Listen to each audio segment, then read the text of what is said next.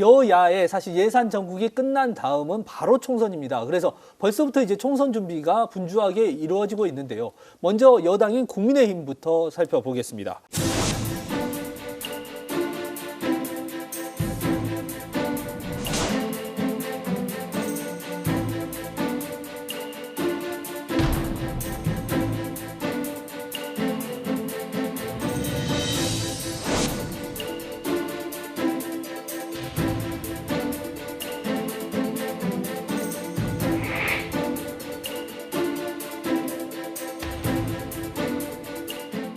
국민의힘이 보궐선거가 끝난 뒤에 곧바로 메가 서울카드, 이른바 김포시를 서울로 편입하겠다라는 것을 월요일 날 발표를 했을 거예요. 월요일 날 발표했죠? 네네네. 그리고 그렇죠. 벌써 이제 특별법 추진을 이야기가 나와요. 네, TF 꾸리고 특별법 그냥 이거 의원 입법을 해야지 조금 신속하게 진행될 수 있는 방법이기 때문에 그게 아니라는 뭐 기사들도 많이 있고. 아니, 그러니까 그게 아닌 것 같은데 하여튼 지금 뭐 군부는 계속 짚히고 있는 것 같아요. 계속 띄우고 있는 상황이고 국민의힘에서 저는 이거 보면서 갑자기 고 박원순 시장의 캐치프레이즈 아이 서울유가 생각나더라고요. 아이 서울유가 서울의 그 캐치프레이즈였거든요. 박원순 시장 시절에. 그랬죠. 그러니까 나는 서울이다. 아니 너는 서울이다.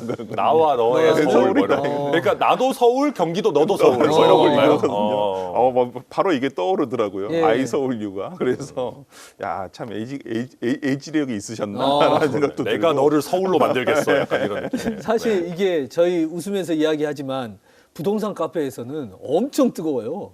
이게 뭐 2, 3억은 오를 거다. 뭐 아니 근데 저는 모르겠습니다. 이게 국민의힘이 지금 뭐 총선 전략인 것 같긴 해요. 수도권이 워낙 진짜 지리멸렬하고 뭐 인물도 없고 뭐 영남 스타 의원들 차출한다고 하는데도 뭐 별 시큰둥하고 그러니까 제가 봤을 때 뭔가 이게 지역에 있는데 모르겠어요. 근데 저는 우리가 이게 왜 나왔나를 우리가 먼저 봐봐야 돼요. 왜 나왔는지 이게 모르겠어요. 경기도 김동연 지사의 공약이었어요. 경기도 남북도를 분도를 하는 것이 지금 논의 본인의 추진되고 있죠. 이게 기존의 경기도지사들은 다 반대했던 것들이에요. 아니면 찬성했다가 반대의 입장을 했던 카드여가지고 근데 이건 김동연 지사는 본인의 어떤 기득권을 내려놓고 이것을 나눠서 하자. 경기 북도의 발전을 위해서.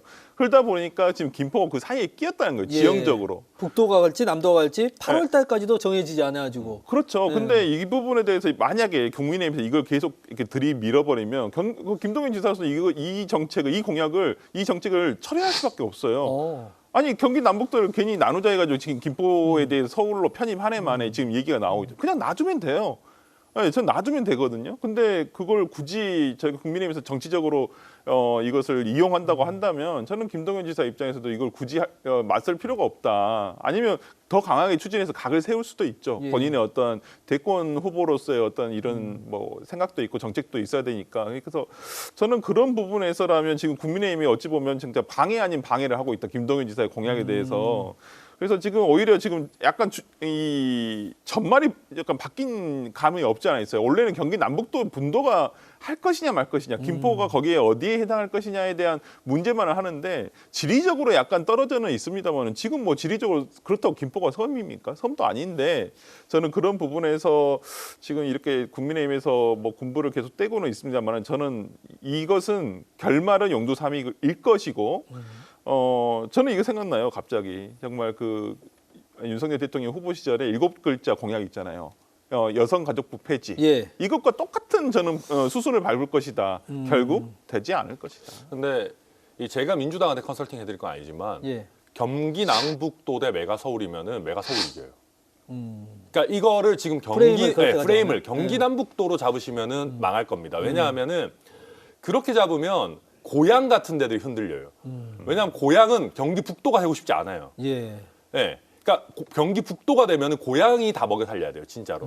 그러니까 북도가, 북도가 아무래도 상대적으로 재정 자립도가 떨어지는 접경 지역들이 많기 때문에 지금 그래서 제일 먼저 이게 나오고 나서 고향 쪽 당협위원장들이 국민의힘에서 고향도 넣어줘라고 얘기가 제일 먼저 나온 게 바로 그것 때문입니다.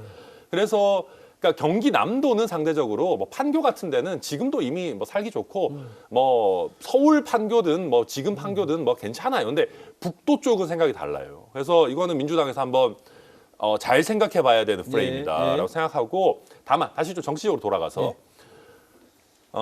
제가 봐도 이게 약간 좀 가볍게 소비할 만한 주제는 아니고 정치적으로 튀어나온 거는 맞다고 생각합니다. 근데 어쨌든 정책적인 내용이 포함되어 있는 논쟁이라는 점에서 지금까지 했던 뭐 쓸데없는 무슨 홍범도 장군 이런 거보다는 100배 낫다.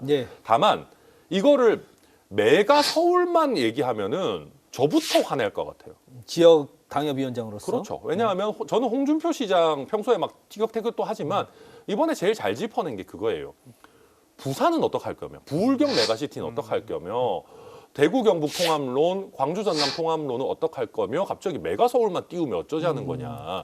차라리 그럴 거면 전국 단위로 메가시티를 띄워야지. 우리 수도권 선거 한다고 다 거기 달려가지고 또 심지어는 부산에 있는 5선 조경태 의원을 거기다가 갑자기 보내가지고 서울 메가시티 TF를 뭐 거기에 한다? 아니 부울경 메가시티는 어떡할 거냐. 그러니까 저는 그래서 이게 정치적으로 띄웠지만 좀 의미가 있으려면 메가 서울만 얘기하지 말고 지역의 메가시티에 대한 논의로 확산이 돼야 되고 그게 제대로 확산이 안 되면 당장 저부터라도 이거 뭐 하는 거냐라는 얘기가 나올 겁니다. 이번 주제에 있어서 민주당이 사실은 좀 끌려가는 모양새도 있고 뭐 주도는 못한다고 할지라도 명확한 입장도 사실은 애매하고요. 뭐 논의를 더 지켜보자는 것이고요. 왜 그러냐면 지금 아직 설익었어요. 이게 뭐 뜬금없이 나온 얘기는 아닙니다. 이게 그 지금 국민의힘의 김포 아마 그 지역위원장 전 국회의원들 홍철호 의원이 원래 얘기를 했던 거예요. 원래. 그리고 홍철호 의원과 그다음에 지금 김병수 시장인가요? 김포 시장이 이제 그 부분에 대해서 이제 계속 논의를 그 전부터 해왔던 내용인데 이게 이번에 갑자기 던지게 된 거거든요. 김기현 대표 방문하면서 저는 그런 부분에서라면 저는 아직은 설리었다. 그리고 지금 서울시장도 이제 만나보겠다라고 만나보고 연구하겠다라고 했어요. 아직 이거에 대해서 어떻게 가타부타 얘기할 것도 아니고 민주당에서 예를 들어 이걸 정치권의 이슈로 끌어들여 봐야 어차피 논의 자체가 구체적으로 되기가 굉장히 힘든 상황이라고 저는 보고 오히려 뭐 지금 뭐 그냥 여러 가지 얘기가 있잖아요. 장단점, 만약 편입이 되면 좋은 것도 있고 뭐 나쁜 것도 있고 뭐 지금 가장 문제는 김포 한강 신도시에서 서울로 출퇴근하시는 분들이 그 김포 골드라인이라 해서 거기가 너무 차량이 2량밖에 안 돼요. 너무 절속으로 추진됐던 거죠, 과거에. 그러니까 그걸 증편을 해주든지 증설을 하든지. 근데 뭐 그거 증설하려고 하니까 6천억이 들어간다. 뭐 이런 얘기가 나오니 이걸 차라리 뭐 서울로 편입하면 더 잘 될 것 같다고 하지만은 이준석 대표도 얘기하잖아요. 오히려 더 안 될 것이다. 왜? 만약에 서울시 김포 구거되잖아요. 지금 김포시의 1년 예산이 1조 4천억입니다. 강남구가 1조 2천억이에요. 지금 서울에서도 잘 사는 구라고 하는 강남구가 재정 자립도가 좋다고 하는 구의 1년 예산이 1조 2천억인데 그러면 김포구가 한다? 안 됩니다. 그리고 정말 문제가 뭐냐면 지방세 수입이 지금 김포시 같은 경우는 6천억 정도가 돼요. 근데 관악구가 1,300억입니다. 그러면 이게 그 김포구가 만약 김포시가 김포구가 된다고 쳤을 때 강남구처럼 될 것 같아요? 안 돼요. 지방세 수입이. 지금 김포에 지금 악담 퍼붓는 겁니까? 아니 그게 아니라 충분히 자립도가 있었는데 서울 다른 구에 비슷한 어떤 규모의 구를 비교해 봤을 때 오히려 더 지원이 낮아질 수가 있다는 거예요. 그러면 도시철도 안 돼요. 제가 봤을 때는 그렇다고 한다면 지금의 국민의힘에서 지금 민주당에서 여기에 대해서 얘기를 못하는 건 뭐 민심 이것이 아니라 너무 구체적인 내용이 하나도 없기 때문에 이거에 대해서 뭐 일단 국민의힘에서 뭐 구체적인 안건을 들고 와서 예를 들어서 법률안을 진짜 가지고 오면 거기에 대해서 한번 논의를 해볼 수는 있죠. 그러니까 저는 여기서 좀 아쉬운 지점은 김포에 한정해서 얘기할 필요가 없었어요. 서울 주변에 많잖아요. 그러니까 저는 차라리 제가 만약에 당대표였고 이런 안건을 가지고 오고 메가 서울이라는 그림을 그렸다면 구리, 하남, 성남, 고양, 뭐 광명 한 번에 해서 이 서울의 이 반경을 확 넓혀버려가지고 경기 남북도 이런 거 필요 없게 경기도는 오히려 약간 축소하고 지금 경기도 인구 너무 많고 하니까 이렇게 가겠다. 서울을 약간 LA처럼 LA가 이제 다운타운 LA가 있고 주변에 그레이터 LA라고 해가지고 굉장히 넓어요. 그래서 이런 식으로 우리가 좀 바꿔보겠다. 그리고 이게 서울뿐만 아니라 뭐 예를 들면 광주, 대구, 부산 다 이런 식으로 메가시티로 가겠다라고 얘기를 했다면 좀 더 준비한 느낌이 났을 겁니다. 근데 김포 던지고 나서 우리도 해줘 막 그럼 해볼까? 이거는 지금 봤을 때 약간 좀 설이 걷고요. 다만 정치적으로 이거는 저는 괜찮다고 생각하는 거는 오세훈 시장이 여당이잖아요. 그리고 지금 접경하고 있는, 그러니까 서울과 접하고 있는 경기도권의 도시들이 한 12개 정도 되는데 예. 그중에 한 3개 정도가 빼고는 다 국민의힘 시장일 겁니다. 지난 지방선거 때 많이 이겼죠. 예. 그건 뭐냐면 우리는 여당이야. 그러니까 정부도 우리가 갖고 있어. 서울시도 우리가 지금 집권하고 있어. 예. 접경하고 있는 대부분의 도시들도 국민의힘 하고 있어. 그러면 이런 논의들을 막 해나가면 여당이라서 밀어붙일 수 있는 것도 있지만 시민들이 자연스럽게 그런 생각 가지게 돼요. 아 그래 맞아. 지금 여당은 여기였지 어쨌든. 오세훈도 국민의힘이잖아. 그러면 국회의원도 여당 국회의원이 나오는 게 어쨌든 이 뭐 통합 논의를 하든 아니면 다른 예산 관련 논의를 하든 서울시랑 협의를 하든 좀 더 낫지 않을까? 예. 라는 생각을 자연스럽게 가지게 돼요. 그런 면에서 저는 이게 이 아이디어 자체보다도 여당 프리미엄을 오랜만에 정치권에 어쨌든 띄웠다. 예. 그것만 해도 지금까지 했던 거에 비해서는 100배 낫다. 그러니까 홍범도 이거 진짜 홍범도 장군님이면 여당 숨고 싶잖아요. 예. 근데 이거는 여당인 게 그래도 나름대로 자랑스러울 수 있는 디테일에 따라서 논의다 이렇게 봅니다. 경기도지사의 입지가 오히려 좀 공격받는 모양새도 있는 것 같습니다. 네. 말씀하신 남도 북도 문제도 그렇지만 지금 뭐 인접 지역 시의 시민들은 경기도가 뭐 교통 문제나 이런 거 제대로 해준 거 있냐 이런 여론들도 있다 그래요. 아무래도 네. 그러니까 지역이 굉장히 넓잖아요. 예. 31개의 시군구가 있거든요, 경기도에. 그러다 보니까 이것을 모두 충족시키기가 쉽지는 않아요. 그러니까 덩치가 크다 보니까 움직임이 기민하지 못한 것은 아무래도 있습니다. 예. 그렇다 보니까 좀 그런 불만들이 나오고 있지만은 저는 그래도 상당히 뭐 서울 보면 근교에서 출퇴근하기는 그나마 좀 많이 좋거든요. 그게 반증이 뭐냐면 서울 인구는 줄는데 인접 도시들이 지금 인구들이 늘어가는 이유가 그 문재인 정부 때 서울 집값 너무 올려놔가지고 다 지금 아니, 쫓겨난 거 아닙니까? 물론 그거. 그것도 있지만은 물론 거기에 예. 내가 뭐 모든 원인이 거기 있다라고 말씀 못 드리겠지만 어느 뭐 사회 현상이 일단 있었죠. 그러니까 집값 부동산 값이 올라가니까 젊은 층들이 많이 빠져간 건 사실이에요. 근데 빠져나갔을 때는 도저히 다닐 수 없는 곳으로 빠져나가지는 않거든요. 그래서 어느 정도 주거 환경이 좋아지고 그다음에 교통도 출퇴근하는데 그렇게 큰 문제가 없으면 내가 좀 시간이 좀 더 들더라도 외곽으로 가겠다라고 하면서 저는 지금 경기도가 어찌 보면 인구가 늘고 있죠. 근데 지금 제가 참 우려를 하는 것은 뭐냐면 저도 뭐 여수 순천에서도 살고 그랬습니다만은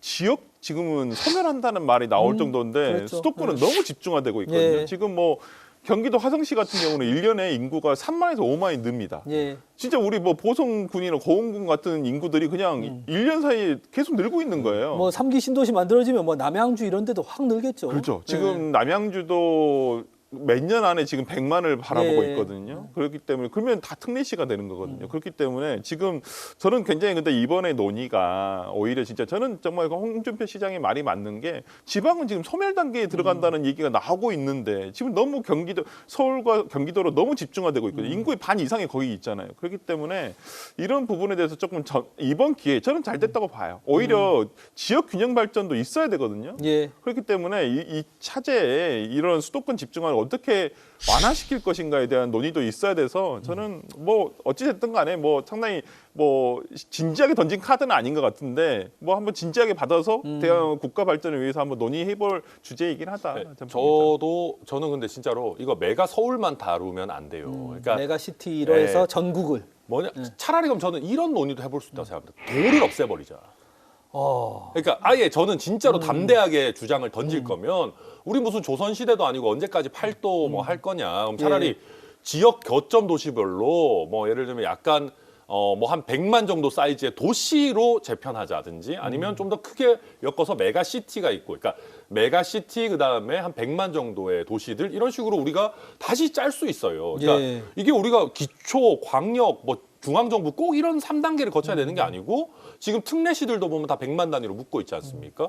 그러면은 광주의 힘을 좀 더 주든 그러니까 특히 전남 서부권이랑 묶어가지고 중부권과 그러면 전남 동부권은 전남도 이런 거 없애버리고 그냥 남해안권. 네, 남해안권, 뭐 순천, 여수, 뭐 광양 더 재밌게 묶어보려면은 진주, 하동, 남해까지 예. 해서 섬진 특례시 같은 예. 거 만들 수도 있는 거거든요.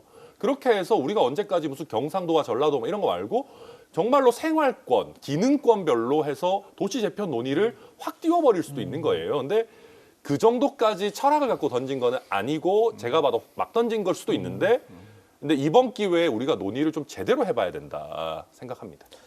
지금 사실 김포시 서울 편입으로 이야기를 시작했는데 결국 지역 소멸 문제, 국토의 균형 발전 문제까지 사실은 굉장히 어려운 문제이네요. 좀 더 논의를 지켜보기는 봐야 될 것 같습니다. 네.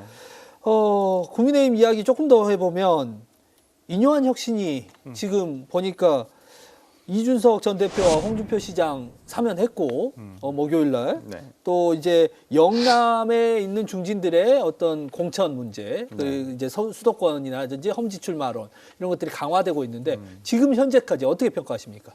저는 점수로 치면 한 10점? 100점 만점에 10점 만점이 아니군요. 예. 왜 그렇게 짜게 해주세요? 그러니까 뭐 대사면이라는 표현보다는 어차피 뭐 징계 취소, 징계 해제가 되겠죠. 근데 이게 뭐 당사자들은 굉장히 반발하고 있잖아요. 예. 정말 홍준표 시장은 진짜 거친 말을 쏟아내면서 정말 니들끼리 잘해봐라. 뭐 그런 식으로까지 나오고 있어서 그리고 이준석 전 대표 같은 경우는 아니 왜 원인을 여기다 짚느냐. 그러니까 혁신위가 발족을 하게 된 게 강서구청장 보궐선거의 민심에 따라서 지금 이렇게 만들어진 거잖아요. 그러면 뭐가 바뀌어야 된다고 생각해요? 민심은 대통령이 바뀌어야 한다 얘기를 하는 거예요. 근데 지금 보면 국민의 당만 바꾸려고 하고 있어요. 오히려 이 혁신은 저는 대통령의 뜻에 따른 공천 물갈이, 영남 공천 물갈이를 하기 위한 뭐 대사면은 저는 포장이라고 보고요. 어찌 보면 그냥 앞에 세운 저는 포장이라고 보고 영남 공천 개혁이 아니라 영남 그 물갈이죠. 왜냐하면 지금 용산에서 내려보내는 사람들이 있어야 돼요. 그 사람들이 갈 자리가 필요해요. 근데 그 부분 우리가 한 달 전인가 어떤 그 무슨 리스트를 봤잖아요. 보면 무슨 뭐 용산에서 누구 출마 예정자가 30명에서 40명이 되는데 대다수가 출마 예정지가 TK, PK입니다. 간혹 수도권 한 분, 수도권 몇 분 있고 중부권에 몇 분 있고 그러는데 대다수는 저쪽이에요. 그럼 거기에 가야 되는데 거기 있는 의원들 어떻게 물갈이해요? 이런 식으로 혁신위를 띄워가지고 아주 좋잖아요. 이거 공천 개혁이다. 이래버리면 할 말이 없는 거예요. 당하는 의원들 입장에서는, 현역 의원들 입장에서는. 근데 그 현역 의원들이 가만히 있겠습니까? 또 그리고 뭐 영산에서 공천을 한다는 느낌이 있을 때 이 총선을 바라보는 국민들의 여론도 있을 텐데 그렇게 될까요? 어떻게 보십니까? 늘 설마 하면 되더라고요. 그러니까 옛날에 이제 박근혜 정부 때도 보면은 그 옥새 들고 나르샤 김무성 대표가 할 때 그때라고 그런 우려가 없었던 건 아니에요. 근데 이제 그때는 지지율이 괜찮기 때문에 오히려 만용을 좀 부렸던 부분이 있고 지금은 상황은 좀 다릅니다만은 그래도 그거를 하고 싶어 해요. 네, 하고 싶어 하고 또 대통령 본인도 자기랑 뜻이 맞는 사람들로 원내가 구성되면 좋겠다라는 게 있지만 본인의 의사보다도 대통령에게 붙어가지고 과잉 충성했던 사람들은 그 떡고물 못 먹으면 되게 내가 지금까지 왜 이 짓을 했던 거지? 약간 이렇게 되거든요. 그러니까 다들 필사적인 거예요. 그래서 밀어내기 제일 좋은 게 그래서 말씀하셨지만 중진이에요. 특히 그중에서도 영남. 해먹을 만큼 해먹은 거 아닙니까라고 해서 명분 만들기도 쉽고 이제 우리가 치고 들어갔게 했는데 근데 이번에의 리스크는 대통령 지지율이 대구 경북이나 부산 경남에서도 그렇게까지 좋지 않아요. 그러면 이분들이 무소속 연대나 아니면 어디 뭐 신당이 생기면 신당에 우리 가버리를 내서 붙어보겠다라고 하면 질 수 있습니다. 지역구에서는 지역구에서. 그래서 지금 아마 저는 김포 뭐 이런 얘기도 나오고 막 앞으로도 굉장히 여러 가지 정책들이 나올 건데 그거의 핵심은 무소속이 대구 경북이나 뭐 부산 경남에서 반란표가 나오지 않도록 그 역할도 저는 굉장히 클 거라고 봅니다. 수도권 표심이 어필하는 척하지만 전국 주도권을 갖고 가면서 오히려는 텃밭을 지키겠다라고 하는 계산들도 앞으로는 되게 심해질 거다. 아마 영남에 있는 현역 의원들은 조용하면 더 불안할걸요. 이게 시끌시끌하고 이게 그러면 오히려 이걸 밀어내기가 굉장히 어려워요. 보는 눈이 많아지면 근데 보는 눈이 없어지는 순간 관심이 없어지는 순간 조용하게 정리되는 거거든요. 그 유승민 전 의원을 만나서 인요한 위원장이 좋은 사람이더라. 뭐 이렇게 약간 포용하는 듯한 메시지를 언론 인터뷰에서 냈는데 그거는 또 어떻게 보세요? 그러니까 이분은 제가 보니까 정말 핵심이 아니라는 거예요. 유승민 의원이 만나시면 뭐 유승민 의원님이 뭐 나쁜 소리 하겠어요? 서로 만났는데. 처음 보는데 당연히 좋은 말 많이 해주실 거고 당에 걱정되는 말 많이 하죠. 이제까지 뭐 안 했나요? 유승민 의원 방송에서 맨날 이렇게 대통령이 바뀌셔야 되고 이거 계속 얘기했잖아요. 그걸 뭐 뭐 처음 들었겠어요. 근데 제가 봤을 때는 오히려 그런 얘기들을 이제까지도 들으면서 바뀌지 않았던 것인데 이뇨한 혁신위원장이 뭐 만났다 유승민 의원이 뭐 본인 입장에서는 뭐 남아줄 것처럼 얘기하더라 뭐 이런 식으로 얘기를 하던데 저는 전혀 아니다. 이게 이분이 참 정치를 참 모르는구나. 그럼 당연히 유승민 의원도 본인의 어떤 정치적인 입지가 있고 방향이 있는데 거기서야 그냥 뭐 립 서비스 정도로 저는 해줬다고 저는 보고요. 뭐 어찌됐든 간에 뭐 혁신위의 내용 저는 혁신위에 기대되는 게 별로 없어요. 이 방향이나 뭐 저는 결국에 본인들이 하고 싶은 건 그냥 영남물갈이다. 그러니까 제가 말씀드렸잖아요. 이뇨한 위원장 위에 김한길 위에 대통령. 그렇기 때문에 저는 지금의 어떤 혁신위원장이 가는 것은 그러니까 수렴청장이 하는 거예요. 용산에서의 수렴청장 역할을 지금 혁신이라는 어떤 기구를 통해서 정리하려는 것이다. 저는 그렇게 봅니다. 일단 어찌됐든 유승민 전 의원을 만난 거는 성과긴 성과입니다. 예. 그러니까 저는 유승민 의원이 왜 만났지? 예. 그거 좀 되게 의아했거든요. 예. 아까 제 추측으로는 저도 확인해 보진 않았는데 아마 하태경 의원이 중간에서 좀 부탁을 했다든지 역할을 하지 않았을까 예상을 하고요. 하태경 의원이 이준석 전 대표한테도 인유한 위원장 좀 만나면 어떻겠냐라고 제안했다고 해요. 이준석 대표가 공개적으로 밝혔는데 본인은 뭐 거절했다라고 하고. 근데 제가 이제 유승민, 이준석 이런 분들을 보면 느끼는 게 사석에서 얘기하는 거랑 방송에서 얘기하는 게 거의 비슷합니다. 맞아요. 저도 그렇습니다, 사실은. 다른 분들은 그럼 다른가요? 다른 분들도 있죠. 앞뒤가 다른 분들 되게 많습니다. 예. 근데 그렇기 때문에 저는 유승민 의원도 만나가지고 되게 대통령이 변해야 된다, 당이 이런 식으로 끌려가면 안 된다, 할 말은 해야 된다라고 방송에 나와서 하는 얘기를 굉장히 했을 겁니다. 근데 이제 그런 컨텐츠에 대해서는 별로 없고 유승민 젠틀하더라. 이거는 좀 문제가 있는 피드백이고 그러면 여기서 이제 유승민이나 이준석이 반대로 제일 두려워할 시나리오는 뭐냐 하면은 당과 대통령이 갑자기 너무 잘하는 겁니다. 그렇죠. 그러면 뭐 신당이니 뭐니 다 의미 없어요. 진짜로 아까 말씀하셨지만 홍범도 장군 가지고 헛소리했던 거 다 바로 잡고 뭐 예를 들면 양평 고속도로가 됐든 뭐 이런저런 뭐 최상병 건이 됐든 국민들 눈높이에 봤을 때 지금 정부가 잘못 가고 있어라고 하는 것들을 저는 유승민 의원이 사석에서도 얘기했을 거라고 봐요. 그럼 그거를 제대로 받아가지고 제대로 바로 잡으면은 역설적으로 유승민, 이준석은 당연히 당에 남을 수밖에 없습니다. 그거를 해야 되는데 그러니까 방향성의 전환을 해야 되는데 그게 아니라 우리 손잡고 뭐 차 마셨어요, 친해요. 어림도 없는 소리입니다. 친한 게 중요한 게 아니고 명분을 없애야 돼요. 명분을 없애려면 잘하면 되는 겁니다. 알겠습니다. 민주당도 한번 가보겠습니다. 민주당이 이제 총선 기획단을 발족을 했습니다. 단장에는 조정식 사무총장이 임명이 됐어요. 네, 뭐 사무총장이 아무래도 총선에 실권을 쥐고 하기 때문에 뭐 예상됐던 대로 총선 기획단장을 하신 것 같고요. 비명들이 엄청 그거에 대해서 불안해했거든요. 공천 학살을 이야기하면서.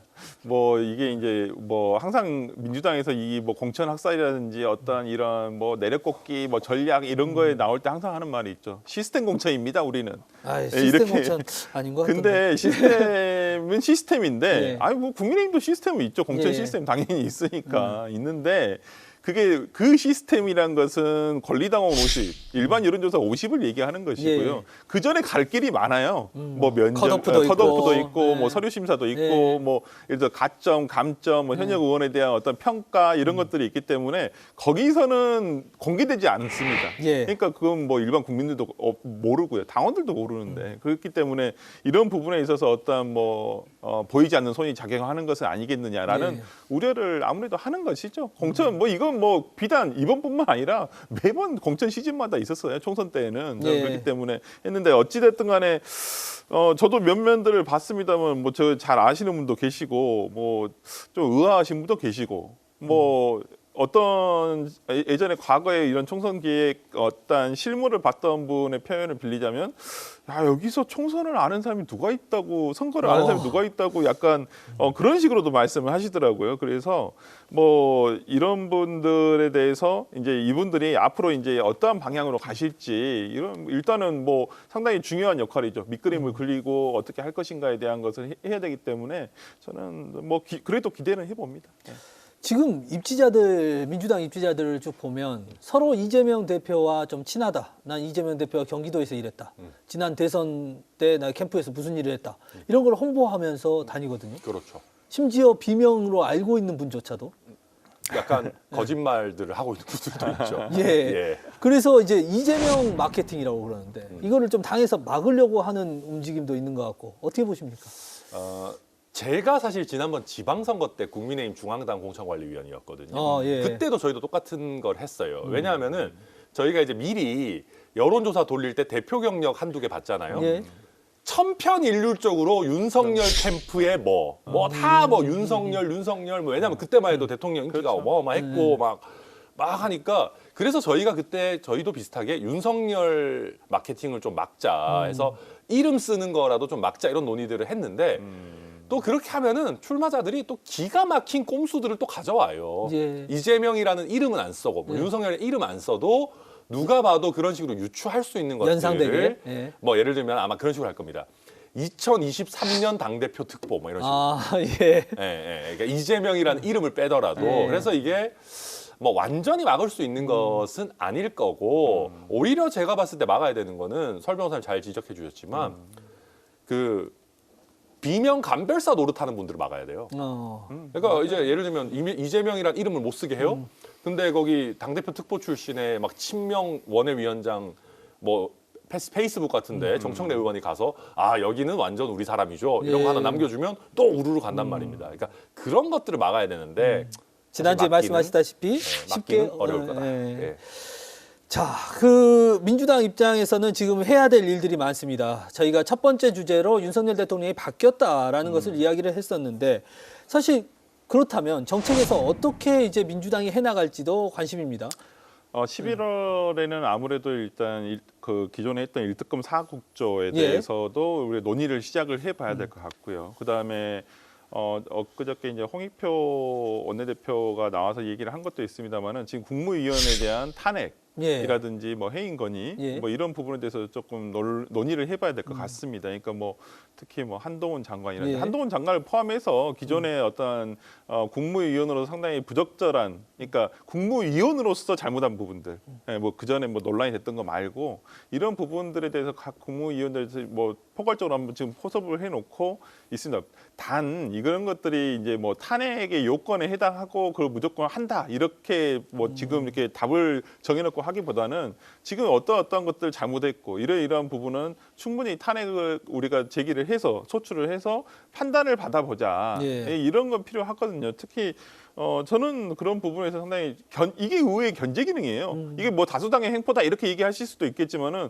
지금 민주당이 할 수 있는 게 없지 않습니까? 국무위원에 대해서 뭐 인사청문회 해봐야 뭐 합니까? 다 통과시켜버리고 그렇다고 한다면 국무위원 그래 너가 됐으니까 임명됐으니까 국무위원으로서 잘못한 것은 우리가 짚겠다. 뭐 이게 탄핵 소추를 통해서 예를 들어서 헌재에서 무슨 기각이 될지라도 그래도 이거 판단은 받아봐야죠. 근데 왜 이런 부분에 있어서는 좀 견제 기능 차원에서라도 저는 논의를 해봐야 한다고 보고요. 뭐 11월 달에 뭐 조금 바쁩니다. 민주당도 바쁘고 지금 국민의힘도 바쁘고 지금 뭐 계속 뭐 아까도 얘기를 했지만 우리가 김포 관련한 문제라든지 이것도 한번 좀 지켜봐야 되고 지금 당내에서도 논의가 이제 되고 있는 상황이에요. 이제 국민의힘이 갑자기 꺼내든 카드라서 그리고 일특검 사국조에 대해서도 추진을 해야 한다는 것은 뭐 변함이 없고요. 이 부분에 대해서는 실시를 해서 아니면 정말 여당이 변했다는 걸 보여주시려면 여기 부분에 대해서 어느 정도는 좀 이렇게 합의를 해주셨으면 좋겠다라는 생각이 있어요. 그러니까 뭐 다는 아닐 수도 있고 아니면 각 사안별에 있어서 국민의힘에서도 요구한 사항이 있을 거라고 좀 보여요. 그런 논의를 해보자는 것이거든요. 일방적으로 하겠다는 얘기가 아니에요. 민주당에서도. 논란이 되는 법안은 어떡합니까? 그 노란봉투법, 그 원청과 하청의 문제를 다루는 뭐 이런 문제라든지 아니면 방송 3법 뭐 여러 가지가 있는데. 그 부분은 민주당으로서는 기본적으로 추진을 해야 된다라는 입장을 가지고 있어요. 근데 다만 여기 대해서 뭐 일방적으로 추진 또 뭐 통과시키면 또 거부권 행사하고 근데 이게 그러니까 전략적인 모습도 있습니다. 지금 민주당으로서는 어찌 총선 전략 중에 하나가 우리에게 대통령의 거부권을 예를 들어서 무효화할 수 있는 200석을 가져올 수 있도록 해주십시오라고 할 수도 있는 거예요. 그러니까 아니 대통령이 이렇게 의회의 권리를 다 무시한다. 아니 뭐 통과시키면 다 거부권하고 그렇기 때문에 저는 이 부분에 대해서는 뭐 물론 나눠질 수 있습니다. 그러니까 국민의힘이 여기에 대해서 논의 장으로 들어와야 돼요. 그래서 오히려 거기에 대해서 이렇게 아웅다웅하는 모습을 보여줘야 되는데 국민의힘은 솔직히 외면하고 있잖아요. 이 법들에 대해서 그냥 아예 안 해. 그리고 상임위 나가버리시고 그렇기 때문에 저는 오히려 민주당으로서는 당연히 이 부분 추진할 수밖에 없다. 저는 노란봉투법, 방송 3법은 사실은 정치적으로 아무 의미가 없을 거라고 봅니다. 그러니까 그나마 의미가 있는 거는 뭐 김건희 여사에 대한 특검법 정도. 그러니까 그거를 거부권하는 거는 대통령 입장에서 굉장히 부담이죠. 근데 노란봉투법이나 방송 3법은 국민의힘이 뭐 제대로 참여를 안 하고 있다라고 하는데 그렇지 않아요. 그냥 국민의힘은 확립된 반대 입장입니다. 예. 그리고 확립된 반대 입장인데 여기에 대해서 나름의 명분도 있는 게 노란봉투법이요. 갑자기 어느 날 튀어나온 게 아니에요. 진보 정당, 그러니까 민주당 아닌 더 이제 뭐 정의당이나 뭐 다른 진보 정당에서는요. 문재인 정부 때도 하자고 했던 안이고 민주당에서 다소 이제 노동계 쪽으로 좀 이제 진보적 색채가 강하다고 하는 분들은 해야 된다고 했던 법이에요. 근데 이게 사실은 파업했을 때 손해배상을 제한하는 그러니까 거기 때문에 손해배상 책임을 제한하는 거기 때문에 문재인 정부에서도 검토는 했지만 못했던 거예요. 예. 그리고 방송 3법도 문재인 정부 때도 얘기가 없었던 게 아닙니다. 공영방송 지배구조 현실화해야 되고 얘기 나왔는데 그때는 야 이거 우리가 지배하는데 왜 이걸 건드려라고 해가지고 안 했던 거거든요. 그러니까 무슨 얘기냐면 노란봉투법은 문재인 정부조차도 부담스러워했던 법이고 방송 3법은 문재인 정부가 내로남불했던 법이에요. 그러니까 이거는 제가 봤을 때는 정치적으로 국민의힘이 안 받아도 아니 문재인 정부 때 다수 의석 가지고 여당일 때 뭐 했냐 해서 쳐내면 되는데 그와 별개로 좀 새롭게 튀어나오는 뭐 예를 들면 양평이라든지 김건희 여사 가족 뭐 문제라든지 이런 거는 정부적으로 좀 부담이 있을 거다. 저는 그렇게 봅니다. 천 의원장님이 대통령의 뜻을 또 안 따르시네요. 대통령이 민주당 탓하지 말라 그랬는데 또 전 정부 탓하고 아니 이거는 히스토리가 있으니까. 사실 오늘 1시간만 들어봐도 정치권이 해결해야 할 문제가 정말 산적해 있습니다. 예산 문제, 지역 소멸 문제, 지금 언론 문제 뭐 한두 개가 아닌데요. 정치권이 조금 더 분발해서 우리 나라의 문제 좀 해결하고 타협하고 협의하는 모습 좀 보여줬으면 좋겠습니다. 오늘 이야기는 여기까지 듣도록 하겠습니다. 한마디 말로 사람을 감동시키고 세상을 변화시키는 KBC 시사 토크쇼 촌철살인. 이번 주 여기서 마칩니다. 시청해주신 여러분 고맙습니다. 두 분 감사합니다.